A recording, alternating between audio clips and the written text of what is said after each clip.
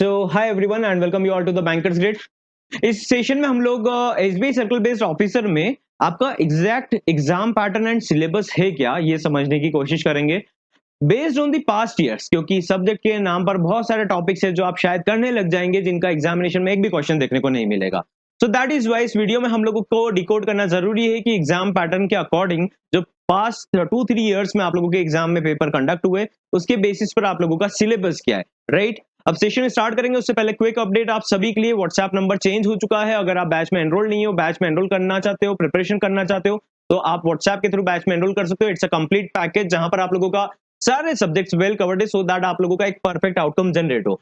Topics उसी तरीके से है सो दैट कि आप उसको कम टाइम में कवर कर सकें एंड एग्जैक्टली हर साल कैंडिडेट्स फॉलो करके 1000+ सिलेक्शंस ऑटोमेटिकली हम लोग क्रिएट करते हुए आ रहे हैं। बैच में एनरोल नहीं हो तो बैच में एनरोल करने के लिए आप लोगों को व्हाट्सएप करना है। व्हाट्सएप नंबर 9165149159 स्क्रीन पर भी विजिबल है, डिस्क्रिप्शन में भी आप लोगों को मेंशन करा गया है। जिस टाइम पर भी वीडियो दिख रहे हो आप लोग व्हाट्सएप करेंगे and team will help you out with the manual payment process. अब बात करें अगर एसबीआई के सब्जेक्ट्स की तो यहाँ पर सबसे ज्यादा वेटेज का सब्जेक्ट रहेगा डिस्क्रिप्टिव राइटिंग 50 नंबर का, जिसमें 30 मिनट्स मिलेंगे आप लोगों को। उसका भी हम प्रिपरेशन प्रॉपरली कर रहे हैं कि आप कम से कम, हर बार ऐसा होता है कि ये टॉपिक हमने देखा और फॉर्मेट को याद करा, आप लोग लिख देंगे। इंग्लिश अच्छा नहीं है, हे डजेंट मैटर, आपका हाथ चलना चाहिए, टाइपिंग हो जाना चाहिए और उसका टेस्ट भी अवेलेबल है, जिससे एटलीस्ट आप 50 में से अगर अभी से प्रिपरेशन करेंगे तो 40 टच कर जाए, राइट। अभी इसमें हम लोगों ने एक और पॉइंट को याद स्टार्ट करा है कि हम लोग है ना इसमें डिस्क्रिप्टिव राइटिंग का एनालिसिस भी करते हैं।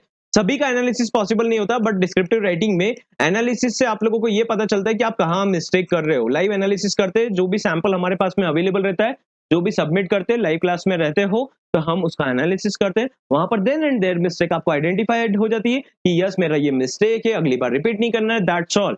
इससे आप लोगों का इंप्रूवमेंट बहुत जल्दी आता है। Alright, it covers all the subjects. Batch में एनरोल करने के लिए आप लोग व्हाट्सएप कर सकते हो।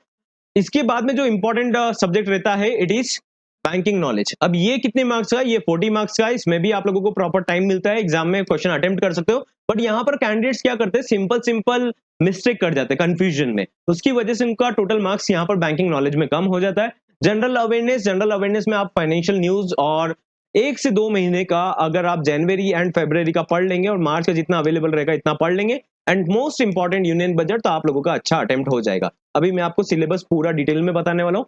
इंग्लिश होता है 30 क्वेश्चन 30 मार्क्स, हर किसी से नहीं बनता बट स्टिल अगर आप क्लासेस को फॉलो कर लेंगे आई एम श्योर कि आप उसमें भी अच्छा स्कोर करेंगे। लीड लेना है तो कंप्यूटर एप्टीट्यूड में अच्छा परफॉर्म करना पड़ेगा, जिसमें आप लोगों को रीजनिंग पूछा जाएगा और रीजनिंग में आप लोगों को 20 क्वेश्चन देते हैं और मैक्सिमम कैंडिडेट्स 4-5 क्वेश्चन से ज्यादा अटेम्प्ट नहीं कर पाते। अगर आप यहाँ पर 10 क्वेश्चन भी अटेम्प्ट कर लेंगे तो 5 से 10 नंबर का दूसरे कैंडिडेट से आप लोगों को इस सब्जेक्ट में लीड मिल जाएगा, जो कि आपके ओवरऑल स्कोर को बढ़ा देगा। इसका भी सिलेबस देखेंगे। डिस्क्रिप्टिव राइटिंग जैसा मैंने बताया, लेटर और ऐसे आता है 25-25 नंबर का, दोनों काउंटेड रहता है, दोनों मिलाकर आप लोगों को 50 मार्क्स का रहता है, 30 मिनट्स का टाइम मिलता है। अब यहाँ पर क्या होता है कि आप टाइप करते नहीं हो, मोबाइल में आप लोगों का आदत होता है कि ऐप में पढ़ लें, उसमें पढ़ लें, बट जब टाइप करने की बात होती है, कीबोर्ड आपको टीसीएस का मिलता है, आपसे टाइप नहीं होता, फिर आप बाद में कंप्लेंट करते हो कि हमसे टाइप नहीं हुआ या फिर हमसे कीबोर्ड काम नहीं कर रहा था। ऐसे पॉइंट्स इसलिए होते हैं क्योंकि आपने कभी उस पर अटेंशन नहीं दिया। अब सिलेबस को प्रॉपर्ली समझ लेना, स्क्रीनशॉट ले लेना इफ पॉसिबल, तो आप लोगों को हेल्प हो जाएगा। ऑलराइट, अगर बैच में एनरोल्ड हो तो उसको क्लासेस को कंटिन्यू करते चलना। अगर 15 दिन भी आप क्लासेस कंटिन्यू कर लेंगे, आई कैन टेल यू, आप लोगों को भटकने का जरूरत नहीं पड़ेगा इधर उधर। अच्छा एडमिट कार्ड आ गया, अच्छा मुझे अब क्या पढ़ना है क्या नहीं पढ़ना है, एटलीस्ट आप एक गाइडेड डायरेक्शन में प्रिपरेशन कंटिन्यू कर पाएंगे। सबसे पहले अगर हम देखें यहाँ पर तो बैंकिंग नॉलेज रहता है। तो बैंकिंग नॉलेज में हम लोग जो मेन अगर कंसिडर करें यहाँ पर, तो आरबीआई के मास्टर डायरेक्शंस आते हैं और स्टैटिक पोर्शन आता है। अब स्टैटिक पोर्शन में यहाँ पर तो आपको नाम देखने को मिल रहा है, आप स्क्रीनशॉट ले सकते हो। स्टैटिक बैंकिंग में principles and practices of banking part रहता है, उनके पॉइंट्स में यहाँ पर नाम लिख देता हूँ। जैसे कि सबसे ज्यादा इंपॉर्टेंट रहेगा डिपॉजिट अकाउंट। डिपॉजिट अकाउंट में savings bank account, HUF, current account की guidelines, FD, RD, certificate of deposit, DEAF के बारे में, राइट, एफडी के अलग अलग कंडीशन, फॉरेन करेंसी के बारे में, एनआरआई बैंकिंग के बारे में, कन्वर्जन के बारे में, ये पॉइंट्स अगर आप पढ़ेंगे डिपॉजिट अकाउंट की गाइडलाइंस, तो यहां से आपको अप्रोक्सीमेटली 40 से 50% कवर हो जाएगा आपका सिलेबस। यस, ये पॉइंट ट्रू है। आप लोग बहुत सी जगह देखेंगे कि आपको कुछ भी इकोनॉमिक्स पढ़ाने लग गए या फिर ऐसे डेटा पढ़ाने लग गए जिनका एग्जामिनेशन से कोई कनेक्शन नहीं है। यहाँ पर सबसे ज्यादा वेटेज रहेगा डिपॉजिट अकाउंट्स का। ये डिपॉजिट अकाउंट्स आप लोगों की एग्जाम में सबसे ज्यादा पूछे जाएंगे। इसमें केवाईसी भी रहेगा, तो केवाईसी से लेकर डिपॉजिट की कैटेगरी से लेकर ये इसका वेटेज 40 से 50% रहेगा। इसी के आसपास आपको एग्जामिनर घुमाएगा और आप इनफैक्ट अगर प्रैक्टिस नहीं करके जाएंगे तो आप घूमेंगे भी सही, सिली सिली मिस्टेक भी होगा, राइट। अब इसके बाद में डीआईसीजीसी हो गया बैंकिंग के बारे में बैंकिंग ऑम्बुड्समैन हो गया, टाइप्स ऑफ अकाउंट इसमें कवर हो गया, एंसिलरी सर्विसेज जैसे कि RTGS, NEFT, demand draft, locker, अभी अमेंडमेंट हुआ है, इसमें चांसेस ज्यादा है क्वेश्चन आएगा।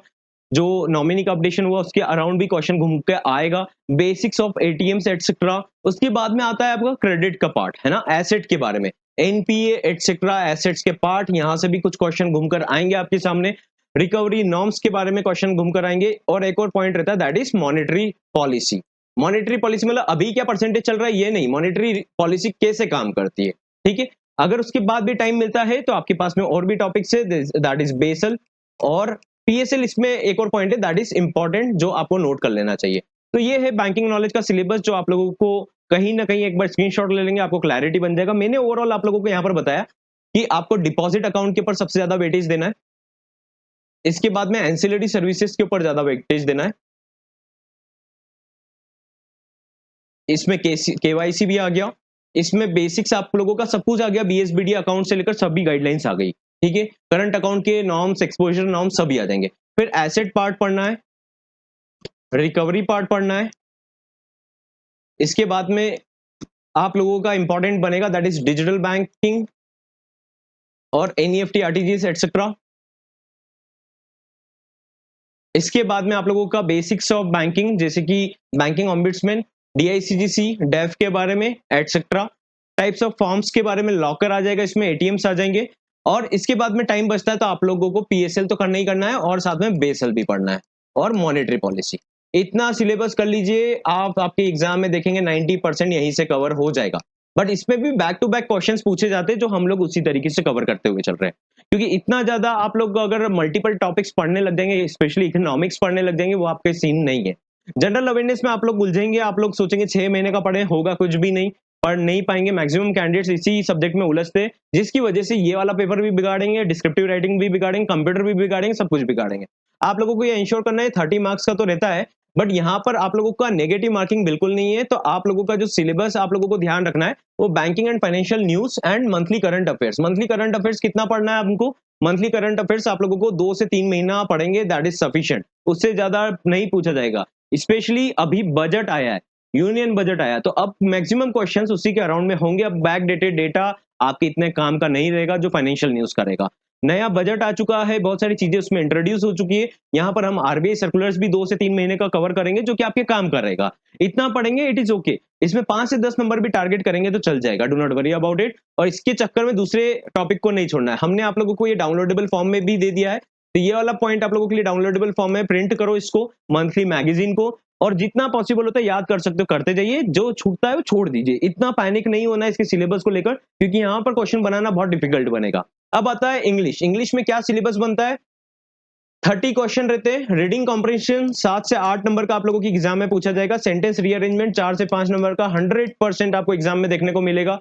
3 से 5 नंबर का आप लोगों का स्पॉट द एरर आएगा। बाकी मिसलेनियस पार्ट रहेगा जिसमें फिल इन द ब्लैंक्स आ जाएगा, वर्ड स्वैप आ जाएगा, वर्ड इंटरचेंज करना है, जैसा स्पेलिंग का भी एक बार आ गया था। बट इतना आपको लाइटली लेना नहीं है, आप लोगों को इसका प्रैक्टिस करना है, सेंटेंस रीअरेंजमेंट का, स्पॉट द एरर, ये तीनों प्रैक्टिस करेंगे। ये मेन सब्जेक्ट का आपका सिलेबस है, ये तीनों पॉइंट कवर्ड है। इट मींस कि आपसे जो बेसिक्स है 15 नंबर 20 नंबर का, वो इजीली आप प्रैक्टिस में रहेंगे। क्लासेस में सर आप लोगों का आज से इसको स्टार्ट ही कर रहे हैं इंग्लिश को वापस से, और पहले के भी रिकॉर्डेड सेशंस अवेलेबल है और वहां पर भी आप इसको गो थ्रू कर सकते हो। लेकिन मेरा इतना मानना है कि अगर आप क्लास में इसको गो थ्रू करेंगे तो आपका एक पैटर्न बन जाएगा, जिससे आप लोगों को जैसे पैसेज आया तो पढ़ने में टाइम वेस्ट, सोचने में टाइम वेस्ट नहीं होगा कि इसमें क्या करना है, कैसे करना है, क्या ढूंढे नहीं, इसको छोड़ दे क्या, ये नहीं करना पड़ेगा। आप लोग अगर क्लास में एक एक घंटा भी क्लास देख लेंगे वीकली बीच बीच में, तो आप लोगों का इसमें रिदम बन जाएगा, आप इसमें भी स्कोर कर लेंगे।